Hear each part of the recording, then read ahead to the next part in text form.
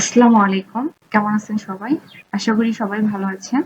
আজকে যে বিষয়টি নিয়ে কথা বলবো সেটি হচ্ছে আমরা যারা গ্রাফিক্স ডিজাইনার রয়েছি তারা ডিজাইন করতে গেলে এই সমস্যাগুলো আমাদের সম্মুখীন হতে হয়। যেমন এখানে আমরা দেখতে পাচ্ছি যে আমাদের যে সিলেকশন টুল সিলেক্ট করার পরও এখানে যে বাউন্ডিং যে অপশনটা সেটা শো করছে না। বাউন্ডিং বক্সটি এখানে শো করছে না।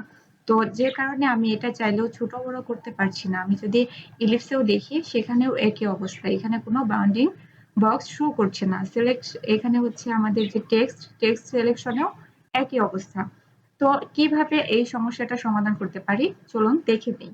প্রথমেই আমরা চলে যাব এখানে ভিউ মেনুতে ক্লিক করব। তারপর এখান থেকে আমরা শো বাউন্ডিং বক্স এটিতে আমি ক্লিক করব। এটিতে আমরা ক্লিক করার পর দেখতে পাচ্ছি যে এখানে যে বাউন্ডিং বক্স সেটি শো করছে। এখন কিন্তু আমি চাইলে এখান থেকে ধরে এটি ছোট বড় করতে পারবো খুব সহজেই। তো এখানেও এখন আমরা যে চাইলে ছোট বড় করতে পারছি, চাইলে রাউন্ড করতে পারছি। টেক্সট বক্সেও আমরা এটি ছোট বড় করতে পারছি। এই ছোট বিষয়গুলো যারা আমরা নতুন রয়েছি তাদের অনেক সমস্যায় ফেলে দেয়। আজকের এই ভিডিওতে আমি এই সমস্যাটি সমাধান করার উপায়টি তুলে ধরেছি। যদি আপনাদের এই ভিডিওটি ভালো লেগে থাকে তাহলে অবশ্যই লাইক, কমেন্ট অ্যান্ড সাবস্ক্রাইব করতে ভুলবেন না। তো ভালো থাকবেন সবাই। ধন্যবাদ।